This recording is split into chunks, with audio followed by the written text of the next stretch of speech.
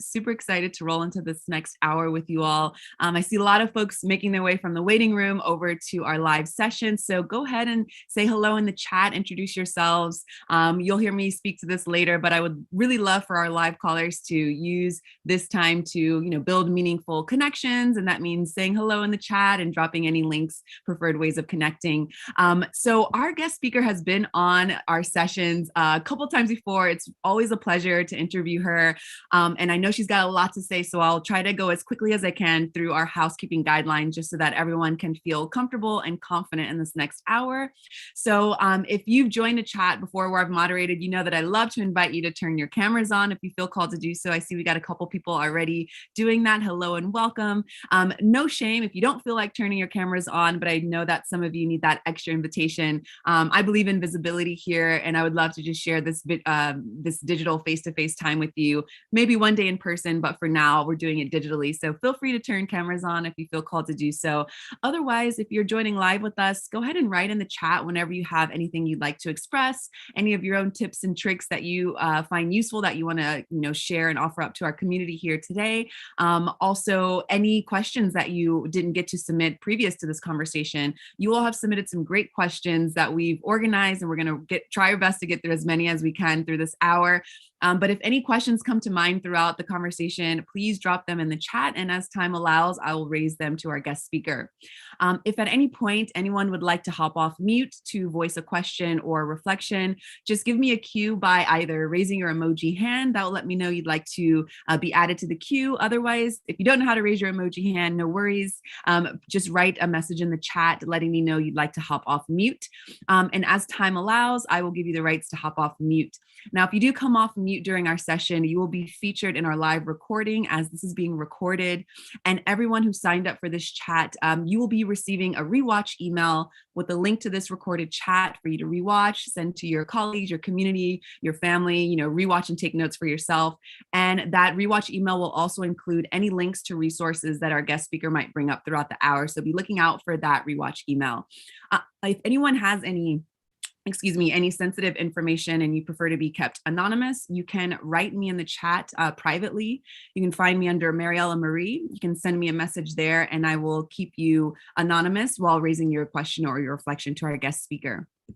Now, I'll just take a couple seconds to introduce myself. If this is the first time you're joining, where I'm moderating here with Power to Fly, just want to say thank you for joining us. You could be doing anything else with your time, but clearly this is a conversation that you're interested in, diving deeper and unpacking with us and learning together. I love to bring our awareness back to how we can deepen our emotional intelligence at work, at home, and in our communities. So I might bring some of my reflections to that point.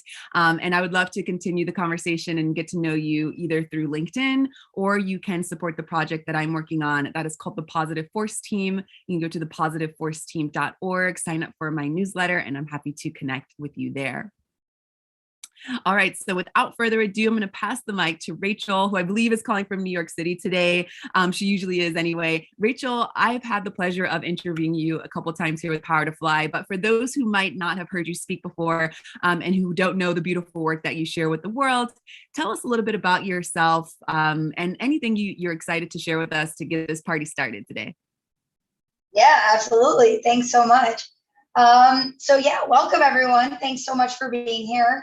Long story short, to my background, I started out in the world of finance. I was at Goldman Sachs and then Bridgewater. All along the while, I was really trying to figure out my own, right career path. And I was really referred to lots of people on the side of my job to help them, noticed a lot of patterns, and eventually got training and certification to be a coach.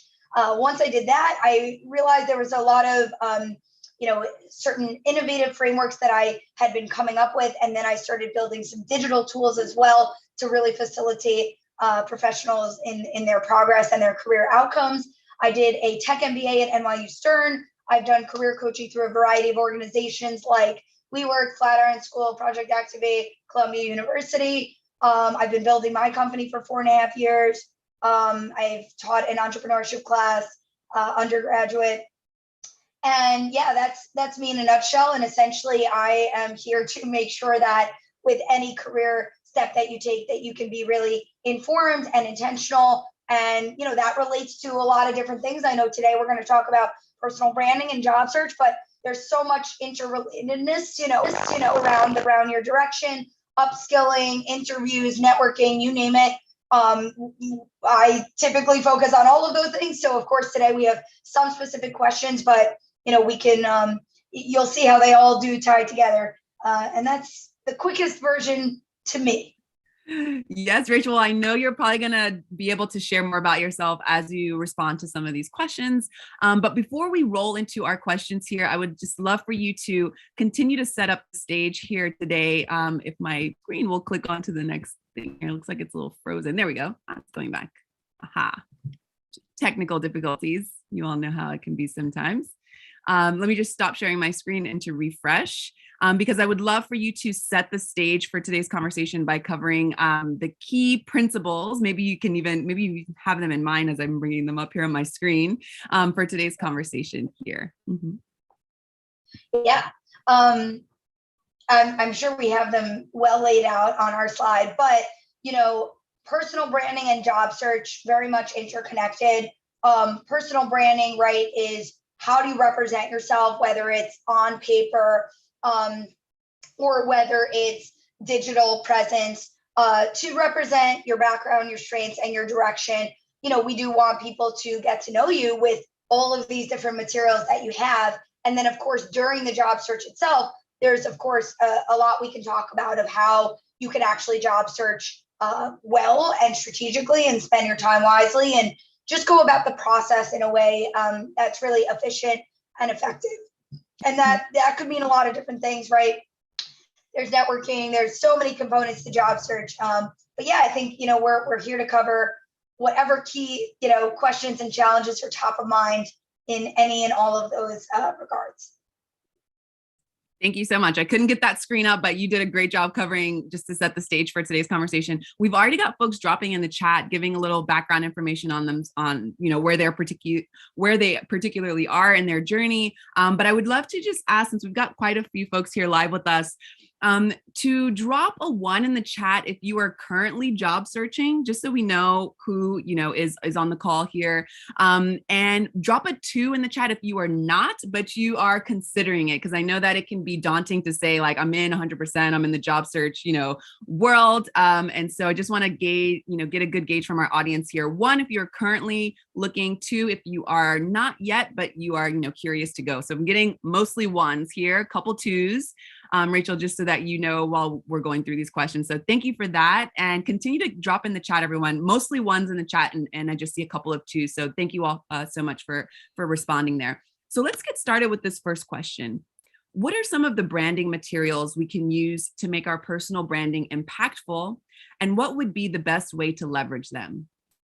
Okay, great question. I like that this is an introductory one, right? So the key things I think about with personal branding, right? I like to start with what I call a professional summary. I know later today we're going to talk about elevator pitch. I like to have a summary that is written down. I think people find it like a dicey thing because they don't know how to do it well. But if you can really craft it properly, it is a opportunity to own your story in a way that you want others to digest, rather than them simply just looking at the list of what it is you've done in the past. So I do like a professional summary. We can go into how to go about that. And so that can be something written, but it also can be a similar framework to use for the pitch itself. So concise, overview and introduction of your background, your strengths, and your direction. That's the summary. That's one piece of your brand. That can actually be used on your LinkedIn profile and on your resume.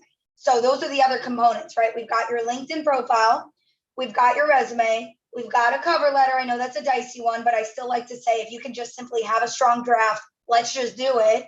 Don't over, index on it, but let's have a strong draft ready. And then I like to include a video pitch, right? Video is something at our disposal now. While that might seem stressful to create, try to get some support to know how to do it. But think about it, right? We can very easily record something of ourselves, whether it's computer, you could upload it to YouTube as unlisted so that no one finds it if you don't want them to.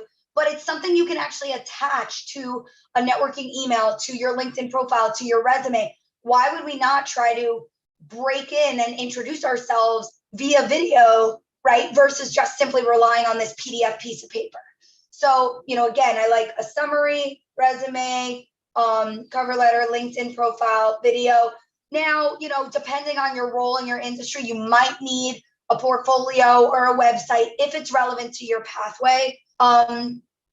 Those are just some of the parts or the pieces or the materials of the branding process that I would consider. Of course, we could go into each one.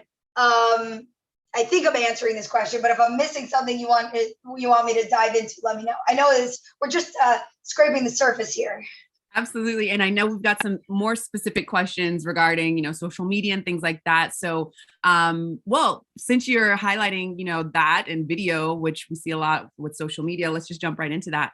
So how do we practice personal branding on LinkedIn or any social media? This was previously submitted, so would love to just drop that question in now. Yes. So that's the interesting part, right? Like there is the LinkedIn profile and it should be optimized towards your direction. But then there's the ability of building your brand, staying active, and building out thought leadership. I would think about, you could call it social media, but really I would think about which platforms makes the most sense for your role or industry, right? So if you're looking for social media marketing roles, maybe you're actually building your thought leadership and your brand on an Instagram or whatever channel, whatever platform makes sense for your path. There's some paths that are a little more technical where maybe their people are more on Twitter.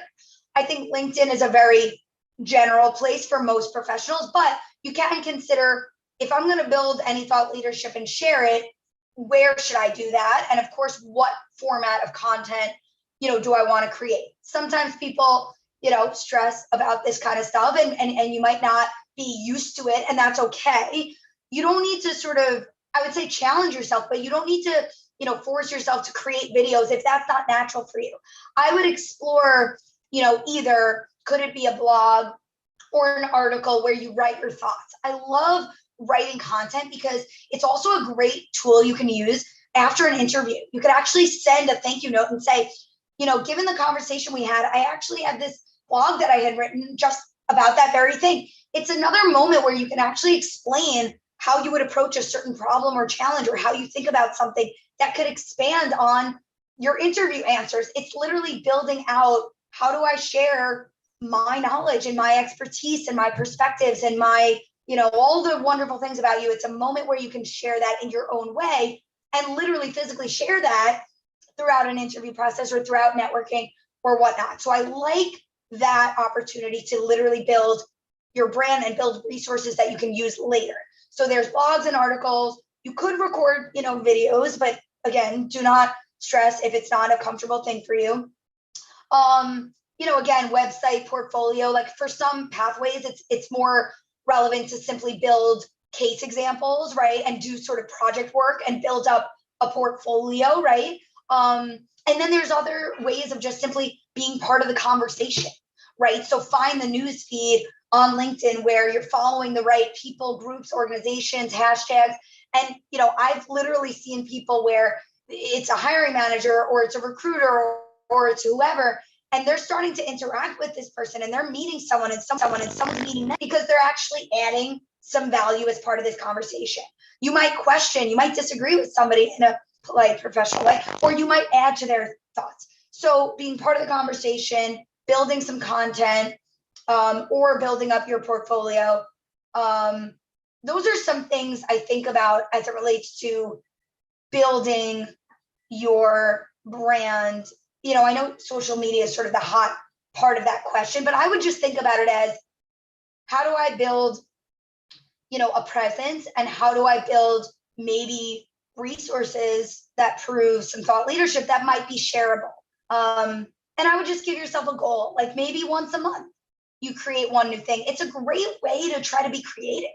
If you like writing, and by the way, there might be something altogether that I'm not even mentioning. Be creative with what feels natural to you, because that element of whatever it is you come up with probably is relevant to something you're great at, or maybe should be hired to create. Like maybe you create a Canva page or a website or something like that. Like use your creativity, because those are probably coming from a place that is the skills that we're looking for anyway. So it's okay to tap into like what is natural for me to even want to work on or build, if that makes sense. It makes total sense. And actually, I feel like it takes a lot of pressure off, because if it comes from you naturally wanting to do something like this, that could serve for by either building your personal brand, or that could support something that you're interviewing for, or that you're currently working on, projects or collaborations, or just also archiving these experiences as well in an interesting way, whether it be on social media or on other platforms. And actually, that's a good segue into this next question. How necessary is it to have a personal website to support our personal brand? So you're mentioning, blogs and articles that you're writing. Even I would even challenge folks, if you don't like writing, to try to do it, because I think it's a great way to, express your ideas that isn't just, limited to X amount of characters, and, that goes on someone else's social media that, could potentially even censor you if you have any outrageous, non-linear ideas out there. So putting it on your website, maybe that could be something interesting. I'd just love to hear you speak to this question here. How necessary is it to have a personal website to support our personal brand? Yeah. And by the way, to your point, I really think some of this stuff actually helps a lot with job search in the sense of your mindset. Like when you're being productive and creative, right? Like, especially if you're not working and you're just job searching, like I love the idea of doing a project or some sort of skill development, something creative. Because otherwise your full week is just in this mode of like, I need to go find, and I need other people's help, and I need people to notice me. And it's like, what about what you can give, what you can build, what you can create, and remembering your value? And it's just a game changer for your mindset during job search. And it does give you things to talk about as well. Like during the interview process, talk about what you've been working on. All of that is going to create a really positive energy to your conversations, and give you actual things to talk about as well, especially if you're working on things that are related to the job you're interviewing for. Personal website. It's interesting. I think we're getting into this world where like so much is digital, but I'm a big believer where job search, the number one thing is your time. And so I think you can be really effective with personal branding without a website. I think it depends on the role and the industry that you're going after. If you're trying to be some sort of designer, it would probably be good to have some sort of website. Maybe even like a software engineer. It doesn't have to be beautiful, but like a way of showing your portfolio. If your role typically looks for or benefits from a portfolio in the interview process, I would have a portfolio. Even if it's slides that get turned into a PDF, which gets turned into a shareable link, or a website, as long as you're representing your past experience. But if that portfolio is relevant to your work, any role where you can try to represent your past experience visually, it doesn't hurt. And to say another way, might you stand out? Say you're going for a sales role and maybe it's not typical to have a portfolio. You can still put one together. I mean, it doesn't hurt. And like, definitely have someone look at it and make sure it looks good and everything. And maybe that's a way to stand out and be unique. But you'd have to really be thoughtful about how and when and where to really share that properly. Could it be a unique way to stand out? Sure. But number one thing is your time. If you have all week available to you, okay, maybe on a Friday afternoon when you're burned out from all the other stuff, you work on some of these, branding materials. But if you're working right now and you have limited time, maybe you focus on the networking and the applications and those core things. And there are other ways to be impactful with your brand: LinkedIn profile, being part of the conversation, and creating content that might be quicker. It might take you shorter to write a blog than put together a website. So yeah, I would say time is sort of the number one factor that I would consider, as well as what feels right given the path you're going after. I love the highlight on time and honoring our time and protecting our time, because then I think that will just have us reevaluate a lot of things that we're putting our energy into, giving our giving ourselves up for, because a lot of these conversations at the end of the day, a lot of folks want to know how to like avoid getting burnt out, avoid, conflict, or at least know how to resolve conflict that is going to maximize, time and energy and effort. So I love the highlight on time there. Speaking of, this next question reads, what are the key do's and don'ts of creating a job search strategy?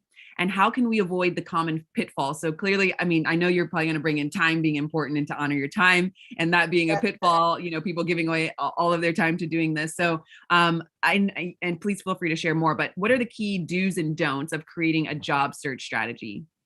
Yes, good question. I am going to see, because I know you and I spoke about slides, and I usually have one slide that is the top 3 pitfalls, and I want to make sure I remember my own pieces here. Okay, so I'm actually going to show you a super, super quick slide around the pitfalls, and then let's go back to strategy, because they're sort of somewhat 2 different things, but also related. So this, let me actually just, hold on, I'm going to make it my screen. So give me a second here. Okay. So let me know if you could see this. It's loading on my side. Okay, here we go. Beautiful. So number 1 pitfall is being transactional versus really thinking about who you want to talk to, what you want to talk about, with whom, where, when, how, why, right? These are conversations, whether it's networking or an interview. Bring it back to the root of why are we there, and literally what are we talking about and with whom, right? You're talking about probably solving some sort of problem in some sort of manner or mechanism for some sort of outcome or purpose. So really bring it back to like, the root of it. If you're not enjoying those conversations, and if you're checking the box and you're just showing up and telling them what they want to hear, take a step back. You want to be in the right conversations. I always say those conversations are a mirror into the work. And if you're not in the right room, so to speak, take a step back and say, okay, how can I pivot, either which types of companies, which types of roles, right? You want to be in the right room, the right conversation, right? The next piece is plugging away heads down, or reflecting on how it's going and iterating your strategy. So we are going to talk about job search strategy, but the pitfall is that we do the same thing over and over and over again, and we don't pivot. We've got to reflect and measure and pivot like any other experiment. And you guys are all professionals.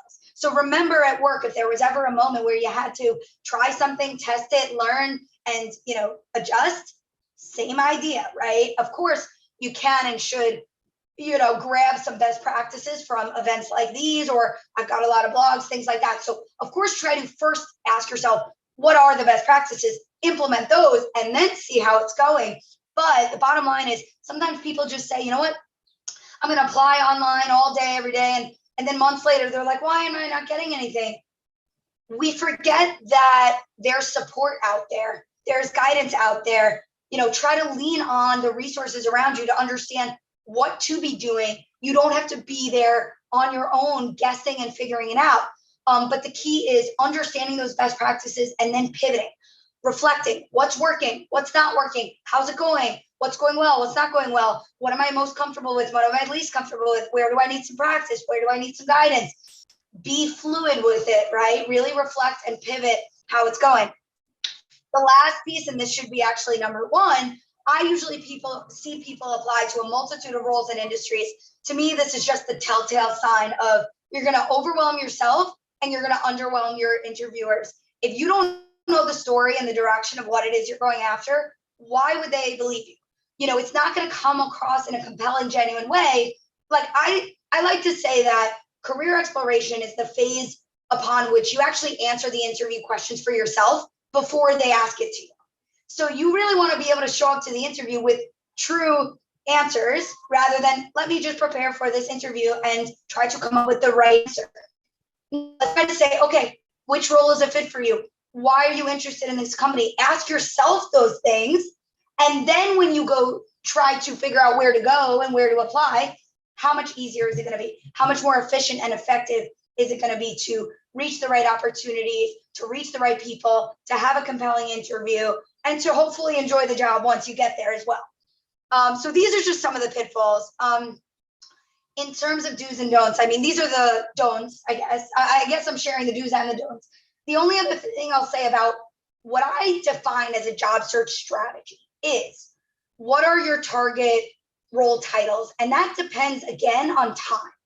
If you are crunched for time, financially, I mean, it is the first question. Do you need a job like soon? If so, the easiest thing to do is try to find similar roles to what it is you've done in the past. That's a fact.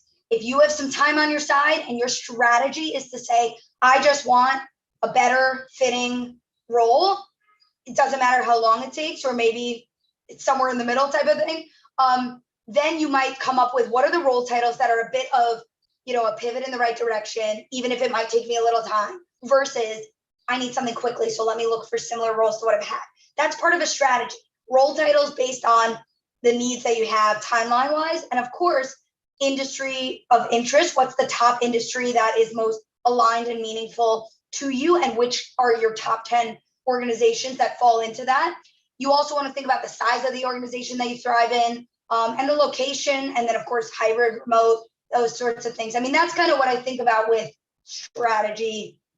Just briefly, I will pause and see what other thoughts you have. Yeah. It's great. And I'm also going to search for the links to our previous interviews, because I know you go deeper there with what you're sharing. So I'm going to try to find those as you're responding to the next question. And I definitely recommend rewatching, because she's got beautiful presentations. She goes step by step and she dives deeper in basically all the do's and don'ts that she just covered for that question. So I'll find those links. But in the meantime, you're speaking of career exploration. I know you go deeper in some of our previous conversations. So I'd love to hear you explain here for this question.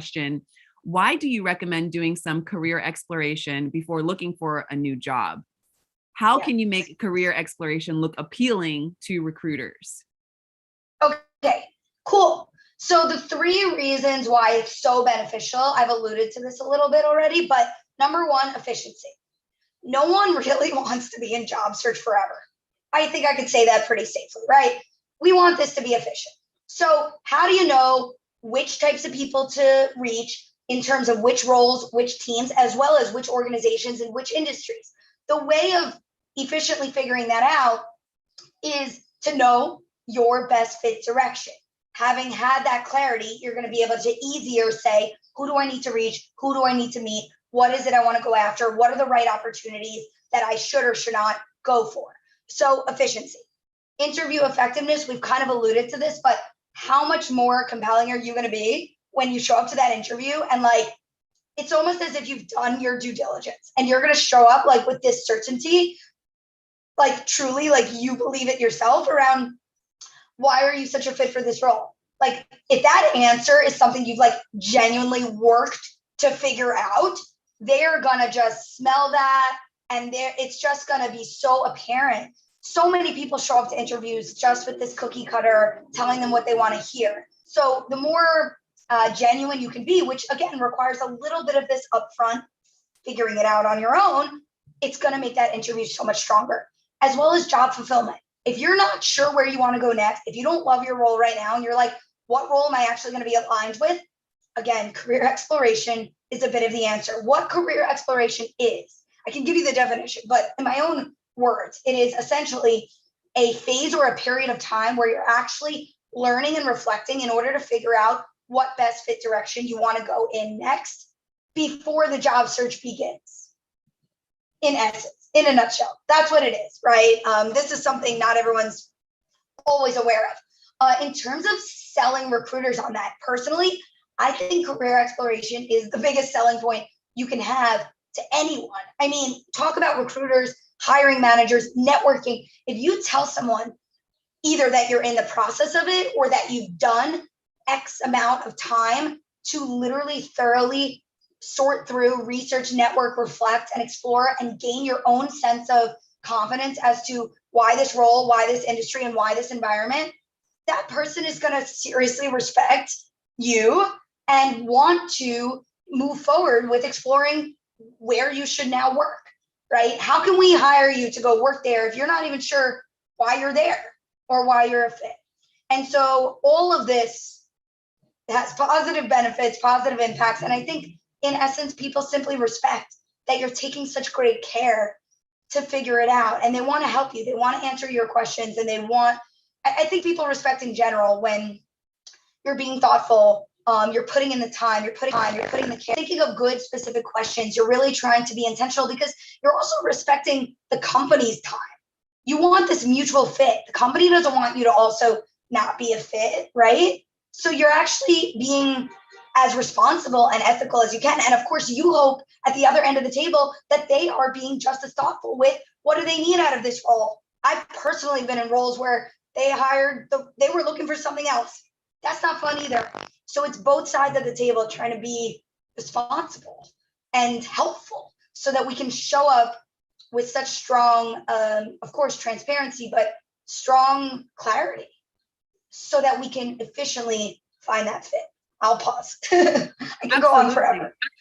Absolutely. I love it. And I'm still looking for those links. So don't worry. I know folks are waiting patiently in the chat. But what I would like to invite you all to do, as Rachel is just highlighting the importance of time, I'm a believer that community can also support with, figuring out how to do things in a different way, or, maybe having some different connections that can lead to certain doors opening. So let's drop our preferred ways of connecting in the chat. And I encourage you all throughout the next 30 minutes or so to connect with some folks who are sharing their preferred ways in the chat.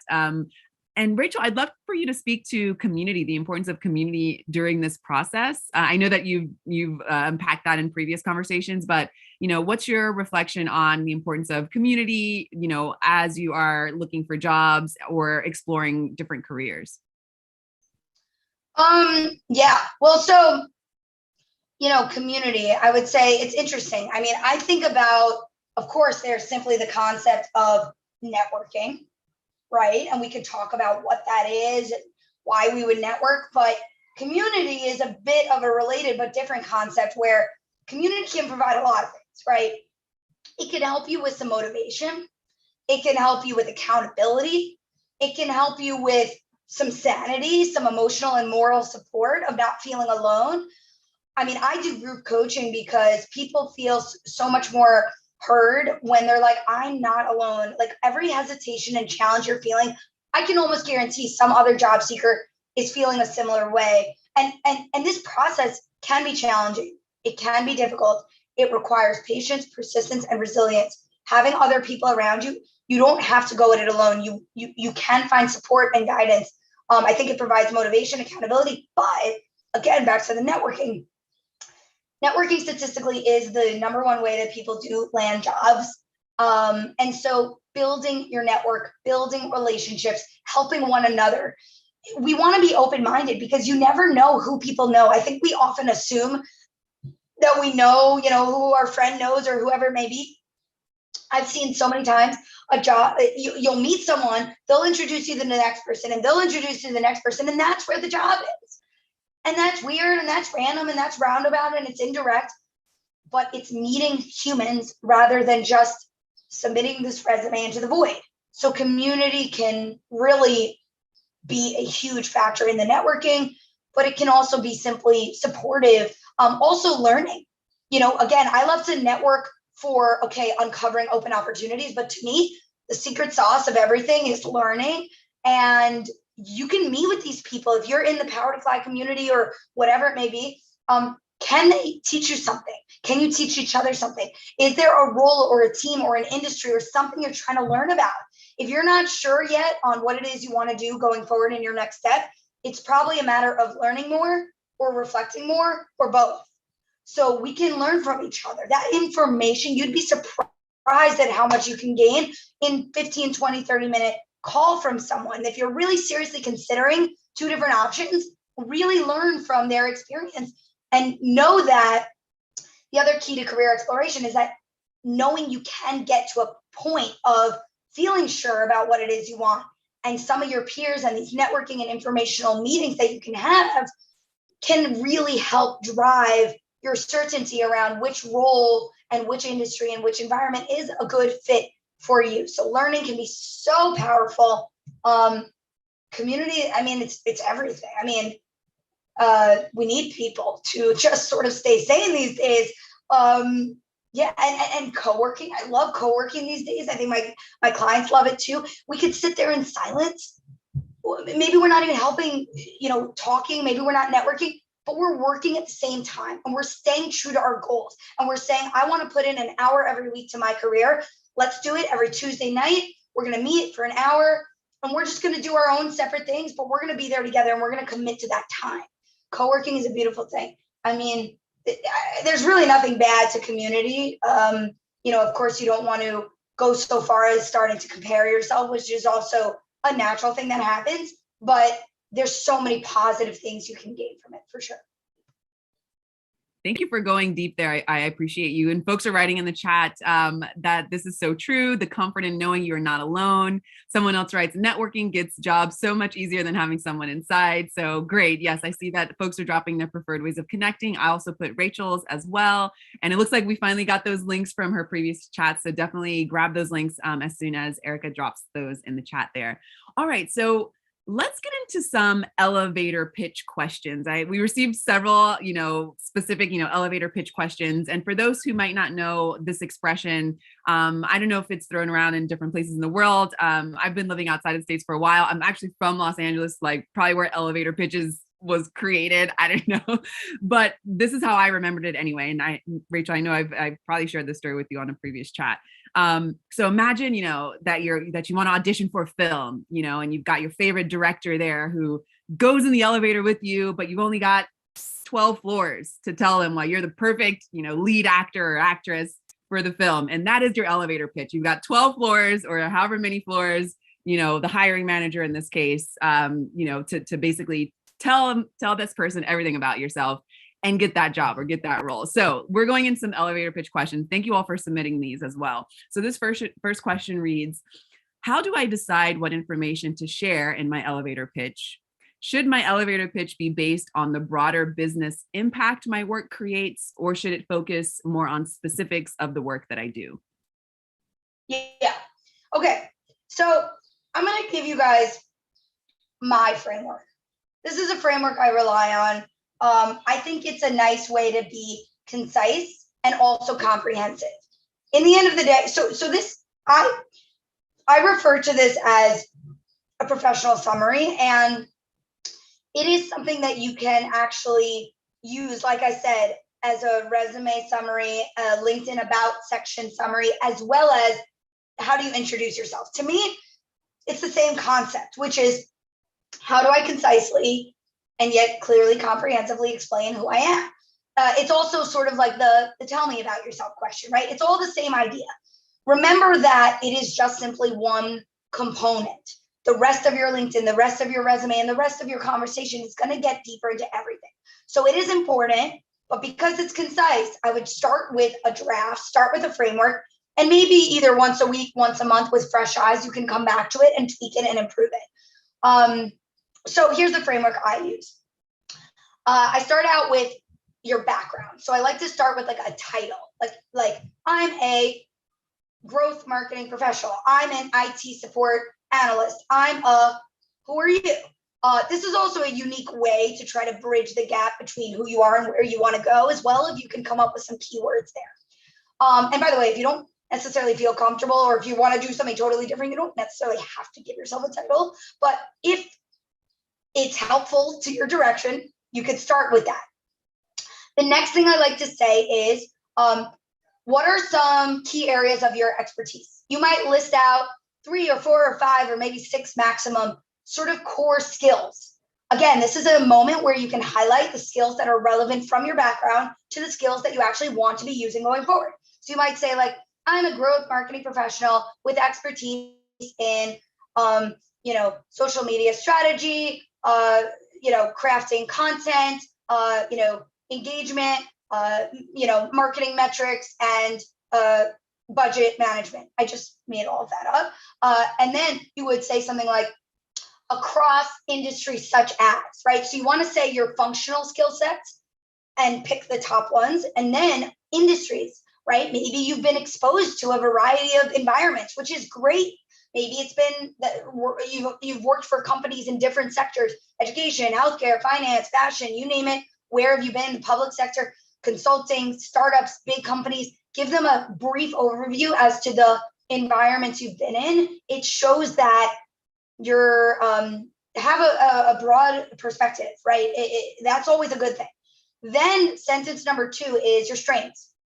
So you can say something like, what I'm particularly great at, what I'm natural at, what I love doing, something like that. And you really want to, this is your moment to say what you do really well and how and why you do it.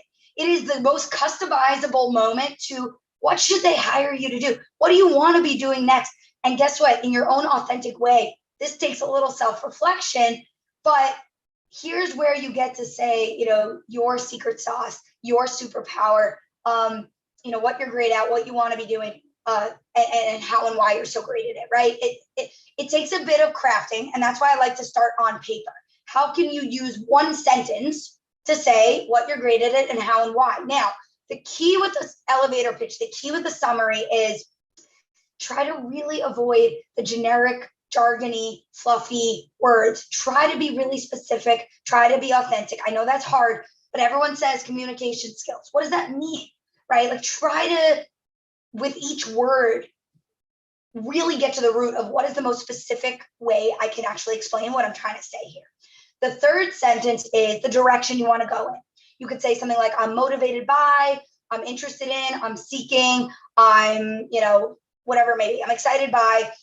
You could either describe the type of work, or literally it's a great opportunity from a keyword perspective to say the role titles or the types of industries you're looking to go in next. Really concise way of introducing yourself. Now, if and when you start to say that out loud, whether you're networking or interviewing, it is one of the, answers that you can more so, I'm not going to say memorize, maybe 60 to 80% of it, you can practice the phrases that you like to say. But the art and the challenge of why this is so hard is that every time you say it, it should sound like the first time you've ever said it. So you've got to have that energy behind it, right? And so just be careful. You want to think about what you want to say, but you don't want to be so memorized or so rehearsed. I will pause. I'm sure there's a lot more I could say about the summary, but I hope that was, pretty tangible for you guys to create your own. Oh, it's great. I love it. Thank you so much for guiding us through that. And I think, I love that you say that you're using the word, crafted and the art of this, because it is difficult to speak about ourselves, and especially, we don't want to sell ourselves. We just want to be ourselves. So then when you think of like, okay, you got to sell yourself, it's like, oh, I'd rather just stay in the corner or something like that, especially for like introverts. I don't know. So yeah, it's nice to call this an art form, and also to try to master it in the sense that maybe, not in a phony way that it sounds, like this the first time, every time in a phony way, because even you can smell that. So of course someone else can probably recognize that. So that actually brings us to really our authentic selves. We have to be genuinely excited about it. Otherwise, I don't know, we need to practice more so that it comes off more genuine. And also just to keep in mind, if we aren't connecting to, how we're communicating our story, someone else who is really authentically committed to their story is going to shine more in that space. So not that it's a competition, it's more of like a, who is really embodying their authenticity in the space that wants to then, bring that to the workspace or bring that to the role. Hopefully these companies that are asking for more of this, diversity of thought, diversity of culture and all these things, you have this opportunity to show it in this elevator pitch. And so I love that you're bringing the art of that there. So clearly, we need to dust off our writing pens and start to reflect more so that we can be more comfortable in that space. Okay, so let's move on to this next question here. What is something that most people forget to do when giving an elevator pitch? Yes. Sorry, it's very loud here in New York City, as always. And by the way, to the note about the introverts, I actually just wrote a blog on networking for introverts. So that's on my website. But yes, the introverted thing is real, and knowing yourself is real, and what you're comfortable with, and how to, I'm not gonna say work around it, but work with it, right? So if you're an introvert, maybe practicing out loud with a friend, with a peer, with a mentor, with a coach. So knowing yourself is really half the battle here. And so, yeah, how can we work with that? It's introversion is not bad, but does it make it challenging? Now, how can you use that self-awareness to your advantage to know how to go about this process and what support you need to thrive in the process? And job search, you're going to grow a lot, whether you want to or not. And so like, it's a challenge, but you're going to learn from it, and you're going to, challenge yourself to, do things that you might not have been so comfortable with. And there's really nothing bad to that. It's uncomfortable in the moment, but you always learn from it. You always grow from it. So try to get support, knowing what you're like and what you need and what's going to help you if you're very introverted. What do people forget with the pitch? I think people forget to say, hi, I'm Rachel, and then introduce themselves, right? And then you say who you are. So say your name. You could say where you're from. You can include some personal things. At the very least, say your name, maybe where you're from. At the end, I know I gave you that 3-part framework. At the very end of the framework, maybe you want one small brief thing about you personally, might be nice. I think people forget, at least when I give a framework, people don't realize that like you might come up with your own framework, but the other people they don't know your framework. So you have to be clear about like introducing the idea of each sentence. So you could say, my background is in, my strengths are, my direction is. Remember that like you might have worked really hard on this, but they don't know the behind the scenes that this was a framework I just gave you, and it's something I literally made up. So remember, there's your practice, and then say it out loud to someone who's never heard it, so that you can see what you're not seeing, hear what you're not seeing, hear what you're not hearing. What else do people forget? People forget that it's just that icebreaker. You are going to have so much more time to ask and answer other things. So it just has to be this introductory thing. You don't have to say everything. It is a balance of how to speak for only like a minute or two. Again, that takes practice. So yeah, I think people forget how important practice is. And yeah, also about, it's not just the words you say, but it's how you say it. We kind of touched on that a little bit. Your energy, your tone. This stuff is hard. It takes some work. It takes some practice. But you guys can do it. That's the thing. It's not hard in the sense that you can't do it, but yes, it takes a little bit of time and effort. I'll say another way. It's not hard, but with the right support, with a little bit of time, with a little bit of effort, with a little bit of practice, I would break it down and maybe do like a little bit each day, whether it's practicing your pitch or even interview prep. If you're in the mode of doing interview prep, pick one behavioral question a day, break it down, practice out loud. It will just immensely change the game in terms of your comfort and your confidence. I'm sure there's other things people forget, but I think those are the top ones.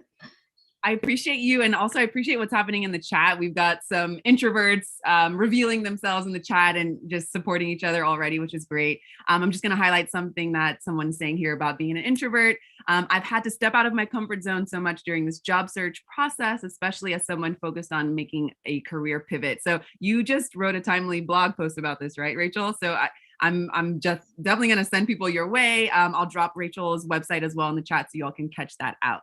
Check that out. Okay, so let's move on to this next question. We're going to stay with elevator pitches here. Should my elevator pitch change depending on the role I'm applying for? That's a good question. I'm not a huge fan of tailoring everything. You are one human being, okay? So if you're figuring out your story and your direction, if you're changing it so often, to me, that's a sign that you might have too many directions, right? So that's number one. I think it's a sign to take a step back and say, where do I really want to go? The other thing to keep in mind is that for that third component, which is your direction, I love that moment because it's an opportunity for the interviewer to actually hear the click. Meaning you're going to say what you're looking for, and they're going to be like, oh yeah, that actually sounds like, kind of what it is we're looking for or what we need help with, right? You're explaining your direction as it relates to like you and what it is that you want. There's going to be other questions where they say to you, why are you a fit for this role? Why are you interested in this company? Those are different questions. They asked you to tell me about yourself.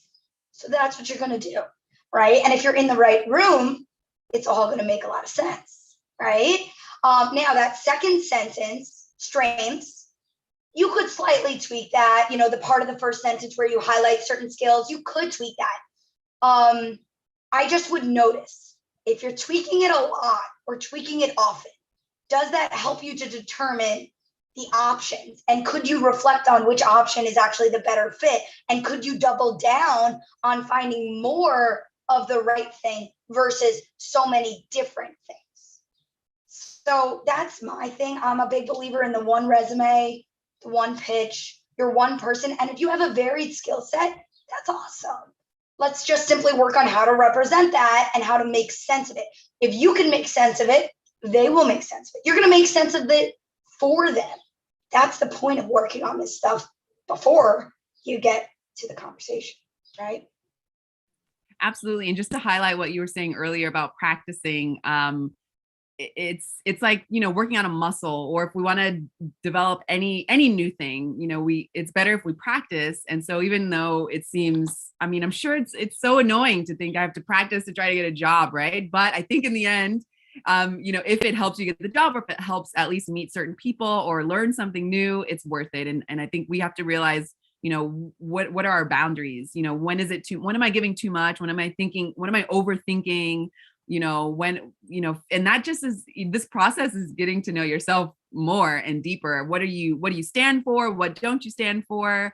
So I love that you're, again, bringing us back to making it more efficient for the person, empowering the person that is looking for the job, which a lot of times it seems like the opposite. It seems like the person who is hiring has more power, and power dynamics are, just a big topic to crack open in general. But I love that basically all of your tips are giving the person power, or empowering them to craft, their story, to really, build community that's going to help them go through the sticky parts a little more smoothly, and also be able to speak about something really complex in a very concise way, so that, well, okay, good, check, on to the next thing, instead of, having to spend so much of our time and then maybe rethinking, and the imposter syndrome and the burnout. It's just like this snowball effect that can be very detrimental. So don't go that way, everyone. Come back over to the other side. And I would even try to challenge us to have fun in the process. I don't know if you have any tips on how to have fun in this process that seems so time consuming sometimes. It seems so, hopeless sometimes. So to give us hope, how can we celebrate? How can we have fun doing this? Rachel, you've done, you speak to a lot of people on this. What are ways that you have found helpful?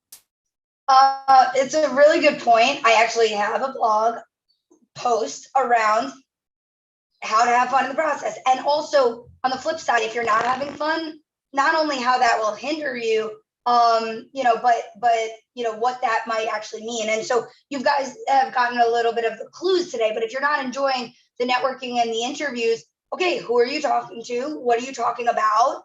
Are those conversations energizing and interesting about the meat and the content of what the work is, right? If you're doing research, if you're doing networking, if you're doing interviews, of course, the manual application process, sure, not as fun, but there's other components of job search. There's events and webinars, there's meeting people, there's, the learning element, the research element, the projects and the skill development, all of those things. If you are pursuing a path that is genuinely in line with your skill set and aligned with, topics that you find important, then it will be engaging the same way, hopefully, your job would be engaging. And so again, I think these are signals, if it's not as fun, to say, let me take a step back and reflect. Maybe I'm enjoying more of those conversations or less of those conversations.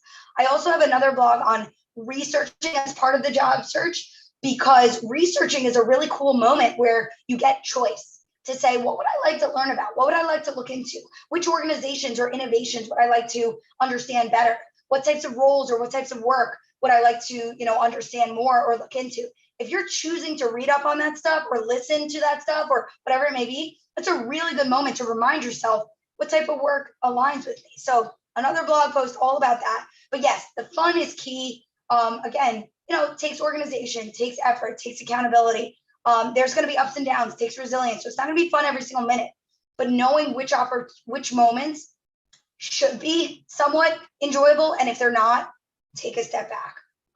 There were so many other things you said earlier that I'm forgetting that I wanted to react to, but I know you and I could talk for hours. So if you have any other questions, I know we have a few minutes if you wanted to hit one more, or you tell me where we go. Oh my goodness. Here. I know we've got 4 minutes. I told you all the time would fly. And Rachel, you always have just a wealth of knowledge to share. So we've got folks in the chat petitioning that recruiters retire the question about weaknesses. So actually, the other thing I wanted to actually say, now I just remembered, was when you were saying that it takes a lot of effort and then you don't want to go like overboard with it. Like, I want people to recognize that you're not trying to like be someone else. You're not trying to be fake, but there is a skill. Interviewing, it is just a conversation, but it is different than the everyday conversation because you're simply trying to be a little more thoughtful than you might be otherwise. You're trying to be comprehensive and concise at the same time. That is a style of communication that you might not be used to. So think about it that way. You're still being yourself, but you're figuring out how to practice a communication style that helps you clearly highlight your fit, your value, and your skills. That's why it takes practice. So try to not see it as like, I'm showing up as someone different or anything like that. It's just a bit of a new style of conversing that we don't do every day. And then the question about the weaknesses, I actually don't know. I mean, Laura, I'm sure, yes, it's not fun to answer for sure, but I don't know if I hate it as a question. I think, could they say, what are your areas for opportunity? Sure, there's different ways of phrasing it, but the question is simply trying to get at, A, are you self-aware? Can you be honest? Can you be vulnerable? Can you be transparent? And can you guardrail yourself? Because no human is perfect. And the fact is, if they're asking that question, that's actually probably a good thing that they recognize that we are all different and there's something unique about you. Now, they're saying, do you understand yourself?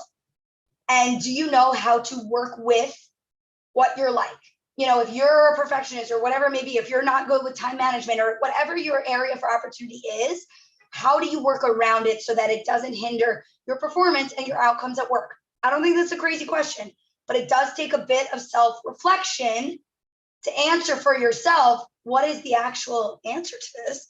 And then how do I phrase it in a way that they can see that I know how to be an adult and take care of myself, pretty much.